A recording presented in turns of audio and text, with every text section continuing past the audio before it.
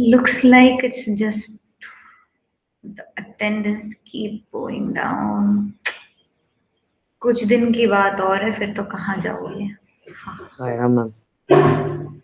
Sairam beta. Let's just wait for a few more minutes for some people to arrive so that we can start some discussion.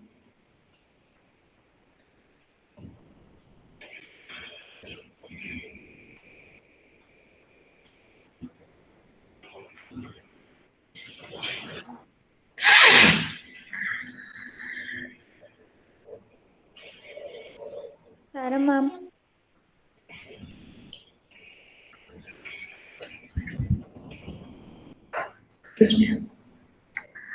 अच्छा, तो मुझे ये बताइए, एक तो chapter था कि वर्किंग ऑफ इंस्टीट्यूशन में थोड़ा सा एक रिवीजन की जरूरत थी. Is there any other chapter you would like to revisit? Any other topic?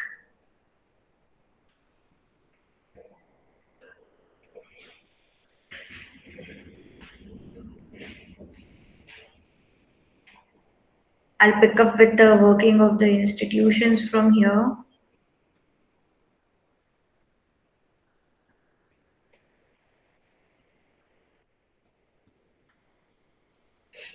See, the whole idea behind this chapter is that how do the institutions that work for us work themselves.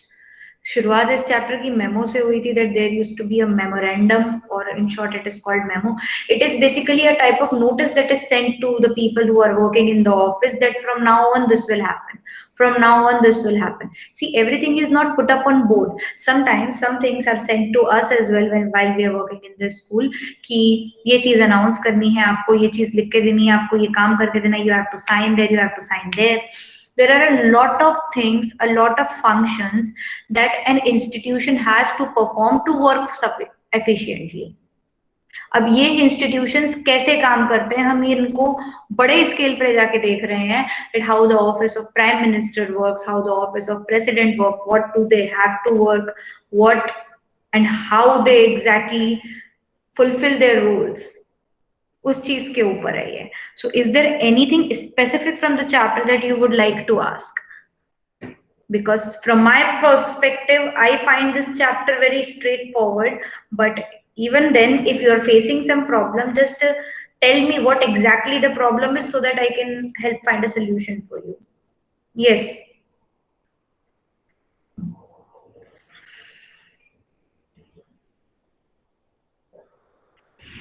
Who asked for this? I think Pujit asked for this, right?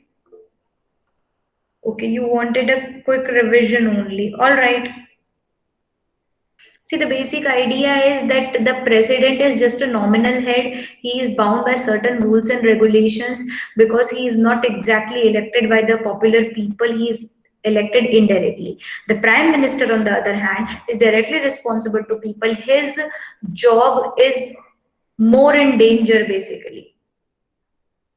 The government can collapse if a no confidence motion is passed. So the groundwork has to be done by the prime minister. अब इसको जो है तुम उसे fine tune कर सकते हो कि क्या क्या उसके ग्राउंड वर्क है.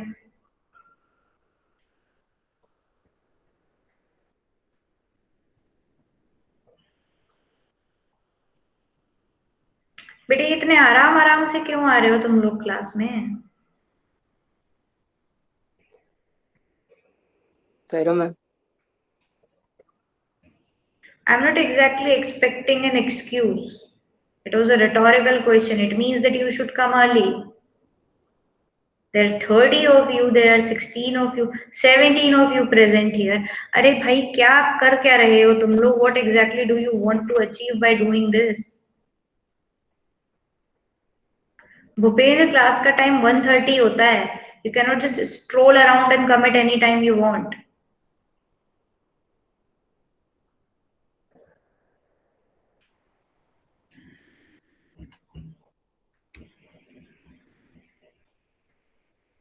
टेस्ट आप लोग देना नहीं चाहते, असेसमेंट का पार्ट बनना नहीं चाहते. बेटा एग्जाम तो होगा.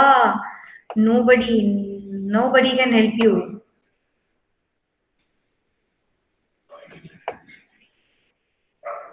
Did Ayush finally present? उसने कुछ प्रेजेंट किया था क्या आयुष ने?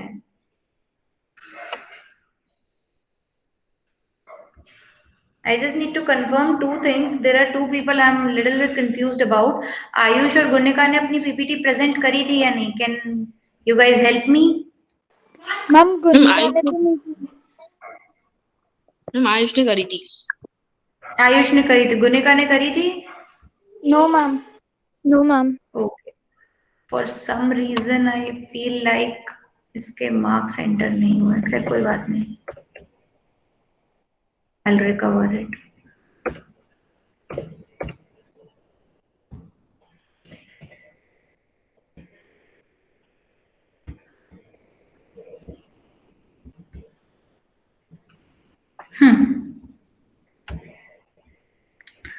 तुम लोगों के मल्टीपल असेसमेंट में अब मैप वर्क बचा है। तुम लोग के प्रेजेंटेशंस भी हो गए हैं, क्विज भी हो गया है, ओरल टेस्ट भी हो गए हैं, स्टोरी टेलिंग भी हो गई है I think. Yes ma'am. Story telling happened, let me see. Yes, we have a Ma'am, you said that we will do storytelling again. will have to, we will have to, but at least for the formality जो मेरे को minimum marks देने हैं वो तो मैं दे ही दूंगी। 2-4 number ही तो देने होते हैं तुम्हें 10 में से। वैसे भी तुम लोग करते क्या हो? कुछ भी तो नहीं करते हो, टाइम पास करते रहते हो बस। I have work for you, और वर्क ये है that we have 3 chapters of economics, we have 4 chapters of geography, it will be a total 7 chapters। 7 chapters में से I want you to find out 2 very important questions from each chapter। That will be a sum total of 14 questions, और वो 14 questions लेके ही आप लोग जब बस school में आएंगे तो आएंगे। Is that clear? जो क्वेश्चन आपको लगता है कि उस चैप्टर का एसेंस है, 5 मार्क्स के हिसाब से लिखना। You have to write it as if you are writing it in the examination. They could be your choice. Just economics and geography, कुछ ज्यादा काम नहीं है। आज करना शुरू करोगे, रोज का एक एक चैप्टर भी करते जाओगे, in 7 days you will be able to complete everything.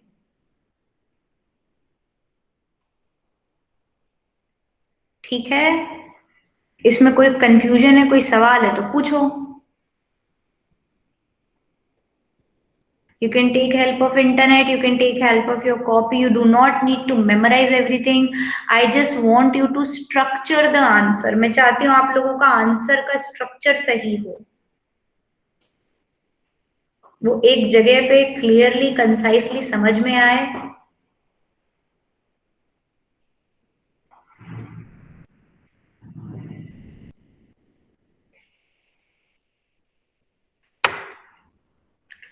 Let's have a little look at the Russian Revolution from by the help of Tata Classic, क्योंकि हम लोग जब यहाँ पर आ जाएंगे it won't be that easy, it won't be that clear।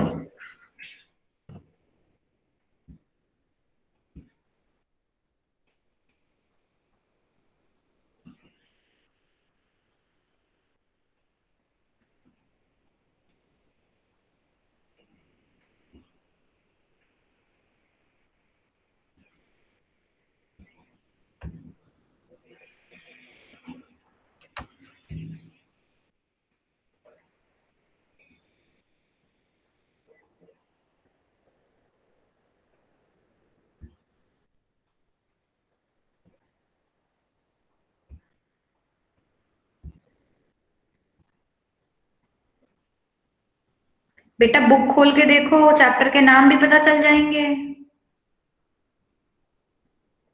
इतना तो कर ही सकते हो खुद के लिए कि चैप्टर कौन कौन से हैं। नहीं पढ़ना है मत पढ़ो बेटा, बड़े मुश्किलात होंगे तुम्हें। तुम लोग, मुझे ऐसा लग रहा है बहुत से तुम में से बहुत सारे तो इंटरनल असेसमेंट में ही फेल हो जाएंगे। एग्जाम देने तक तो पहुंच ही नहीं पाओगे। The way you people are skipping test and performing. By the early 19th century, ideas of social and political change swept across Europe. Almost everyone agreed that change was required. But not everyone agreed on the nature of change required. The proponents of change in Europe were classified into several groups on the basis of their ideologies. Some of these groups were liberals, Democrats, socialists, nationalists, conservatives, and radicals. You'll now see some ideas held by each of these groups. Match each set of ideas with the correct group.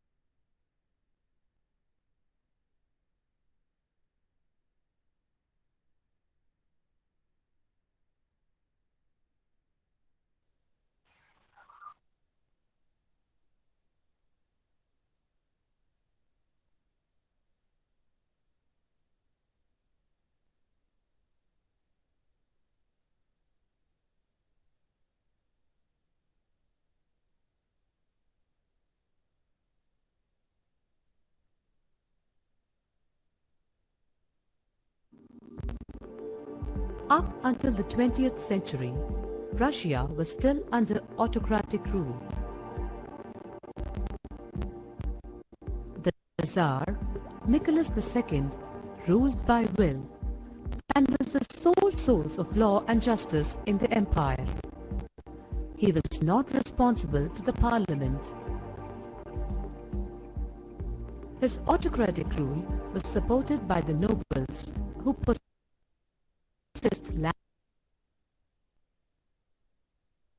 land and the serfs.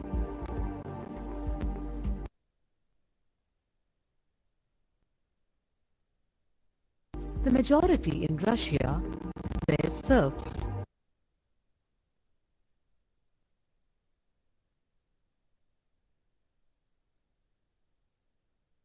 Who worked on the lands of the nobles. The nobles had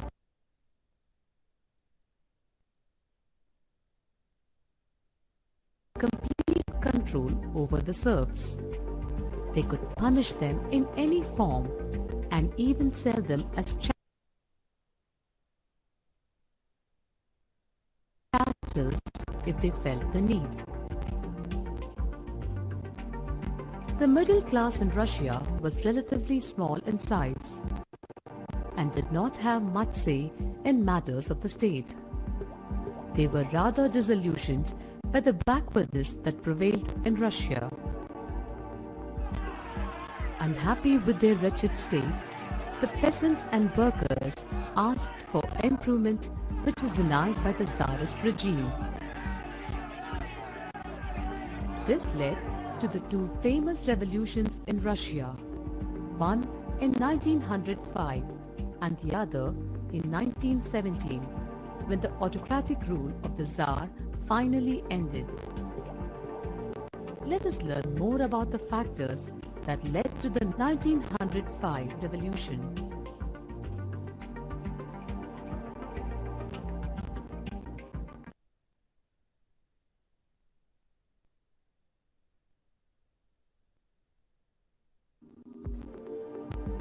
At the beginning of the 20th century, about 85% of the population in Russia was engaged in agriculture. The peasants cultivated most of the land, but the land belonged to the crown, nobility, or the Orthodox Church. The peasants wanted the land of the nobles to be given to them, so they frequently refused to pay rent and at times even murdered the landlords. Industries were found in pockets. With the extension of the railway network and increased foreign investments, the number of industries increased. Coal output doubled and iron steel production quadrupled. Most industries in Russia were the private property of industrialists. Government supervised large factories to ensure minimum wages and limited hours of work. But factory inspectors could not prevent rules from being broken and workers from being exploited. In craft units and smaller workshops, a workday could sometimes extend to 15 hours a day. Accommodation for workers varied from rooms to dormitories. They slept in shifts and could not keep their families with them.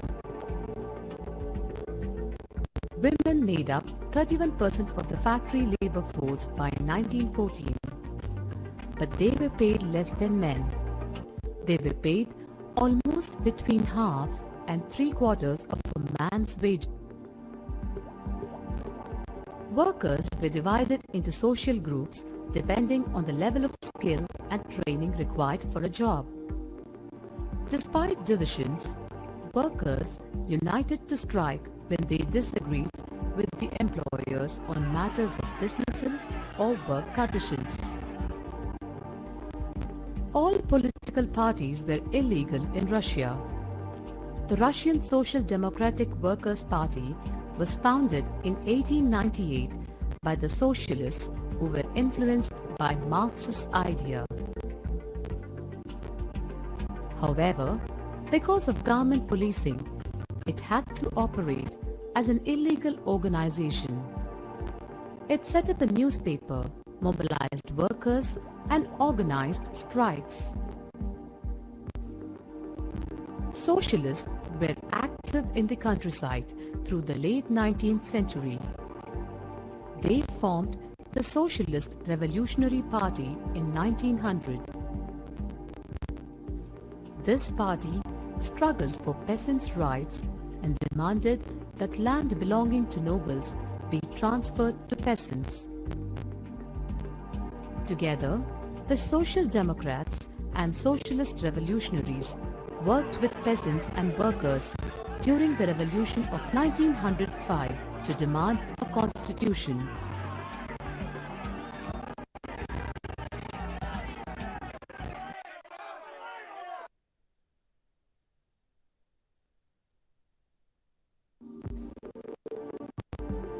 The year 1904 was a particularly bad one for Russians.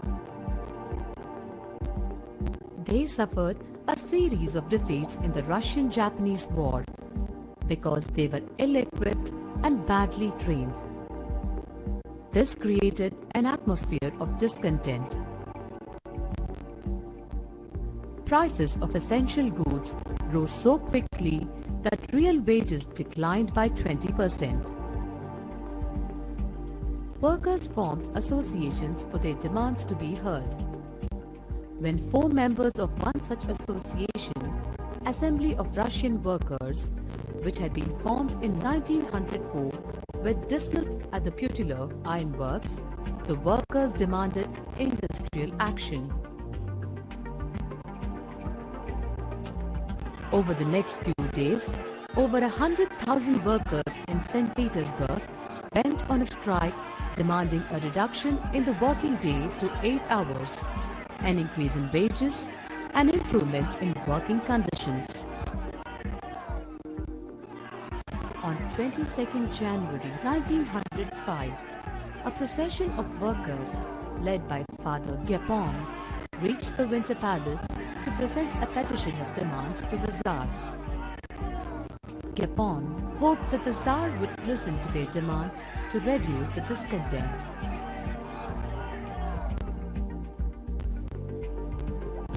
Instead, the group was attacked by the police and the Cossacks.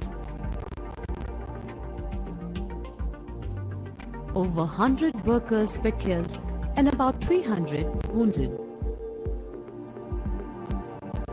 The incident, known as the Bloody Sunday, started a series of events that became known as the 1905 Revolution.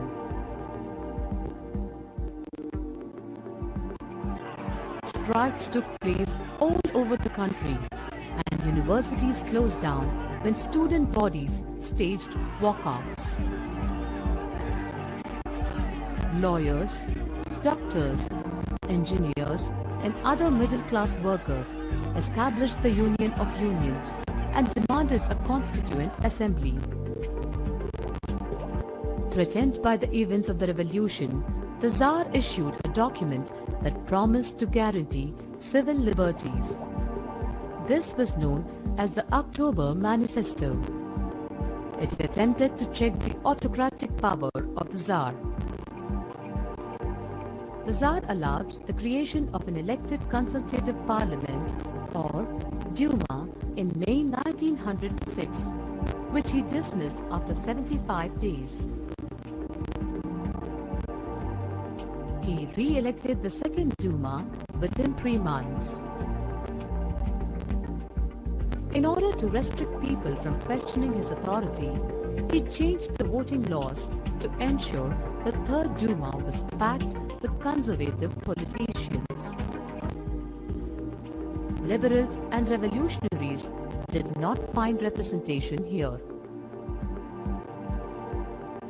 For a brief while during the revolution, there existed a large number of trade unions and factory committees made up of factory workers. However, after 1905, these were declared illegal and severe restrictions were imposed on political activity.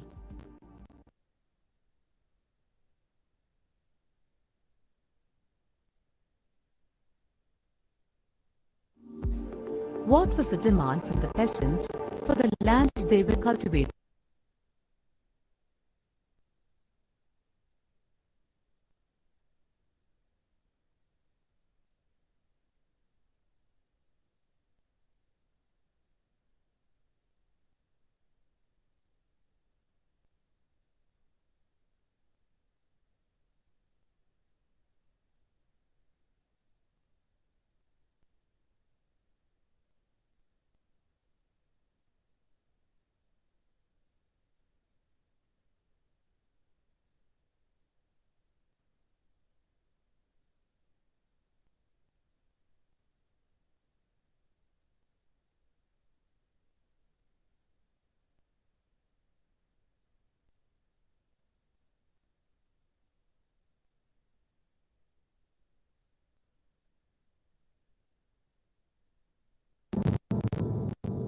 The First World War had an enormous impact on the economy and government of Russia.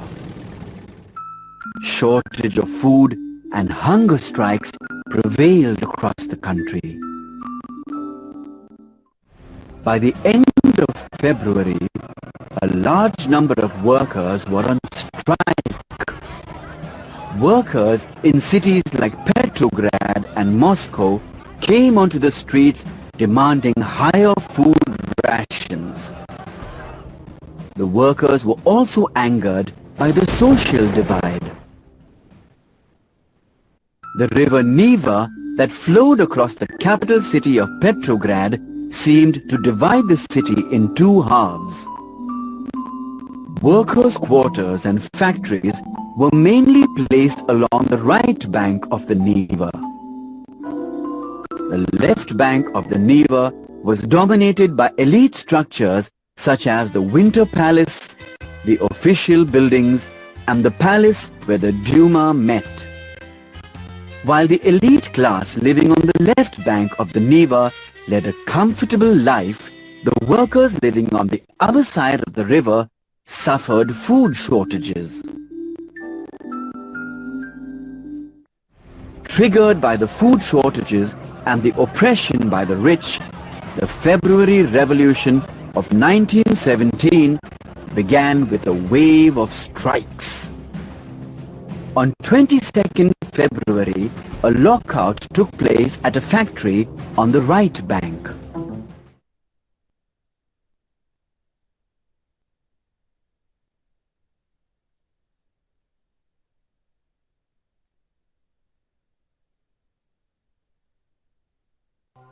The following day, on 23rd February, workers in 50 factories went on strike.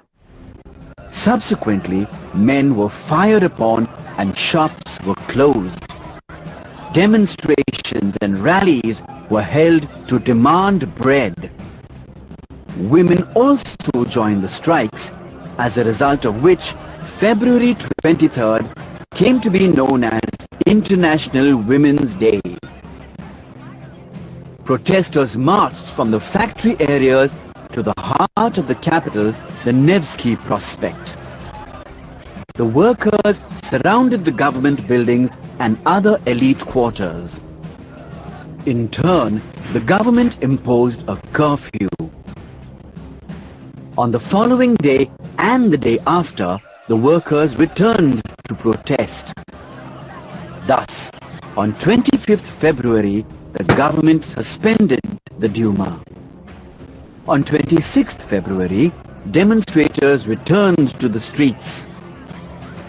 And on the 27th of February, they ransacked the police headquarters. Soon, all of Petrograd was protesting, with people raising slogans for bread, higher wages, fewer working hours, and democracy. To control the raging crowd, the government instructed the cavalry to fire the demonstrators. However, the cavalry refused and joined forces with the striking workers. Together, they assembled to form the Soviet, or a council. This came to be known as the Petrograd Soviet.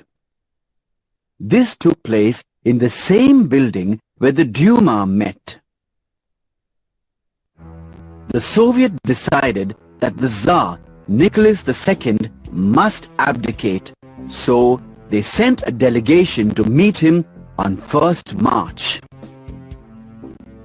On 2nd March, the Tsar resigned, following the advice of his military commanders. A new provincial government was formed by the Soviet and Duma leaders. The new government decided to have a constituent assembly that would be elected democratically. Thus, the February Revolution resulted in the resignation of Tsar Nicholas II, the fall of Imperial Russia, and the formation of the Russian Provisional Government.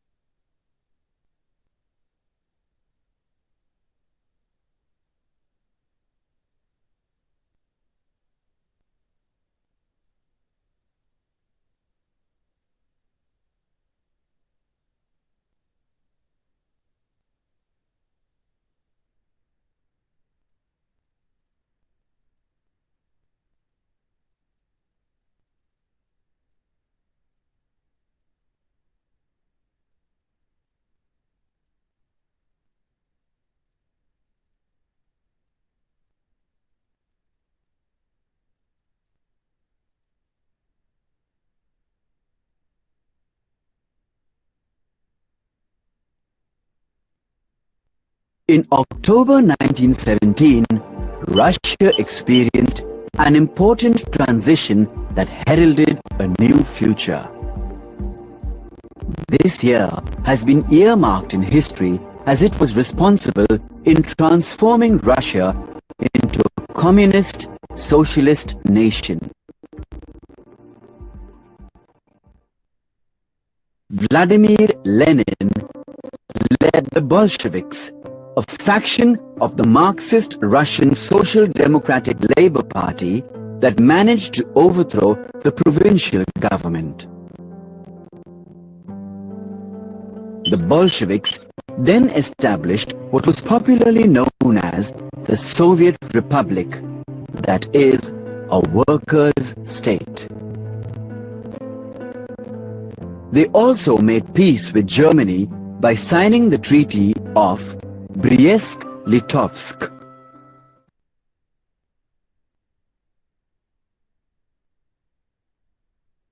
The Bolsheviks under Lenin promised the people peace, land, and bread. They abolished all titles of aristocracy. However, these initial changes were not easily accepted by the rich nobles. Their hostility was curbed with the help of the Red Army, also known as the Workers' and Peasants' Red Army.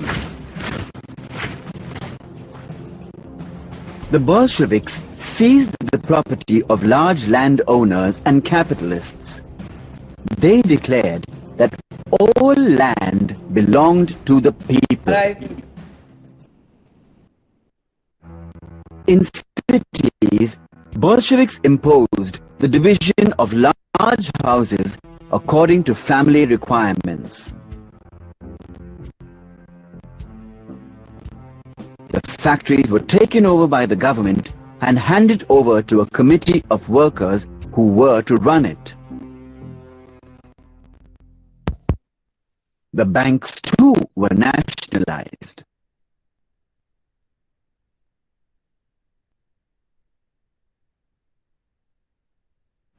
By 1918, the Bolshevik Party was renamed the Russian Communist Party.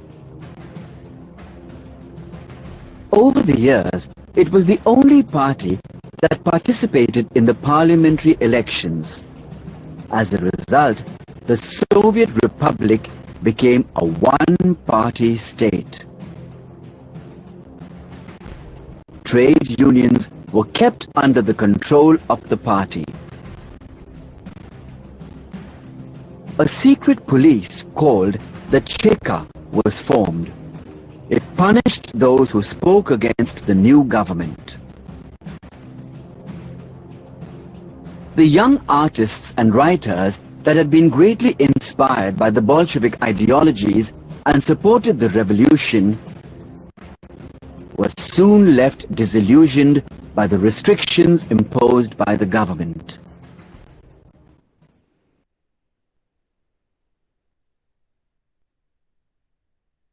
By 1921, the economy of the country was no better than what it was during the regime of the Tsars.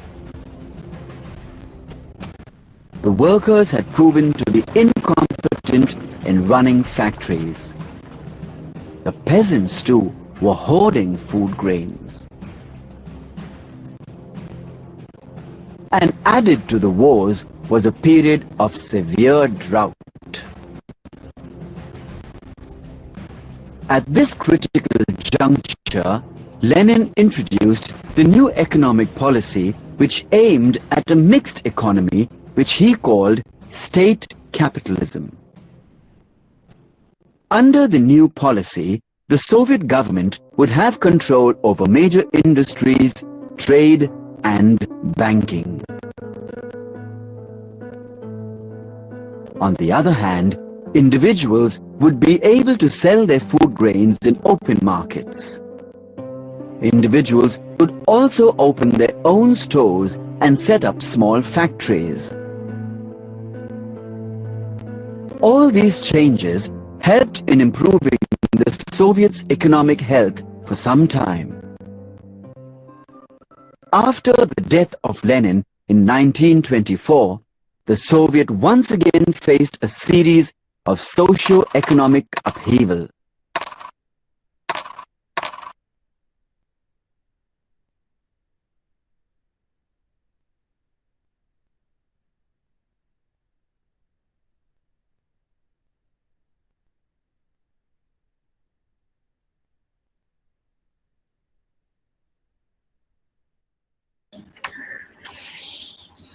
Name of the chapter is Socialism and the Russian Revolution and the Rise of Socialism. Technically it is chapter number 2 of history. और अगर आपको और कुछ पूछना है तो फिर आप अपना मुंह खोल के पूछिए.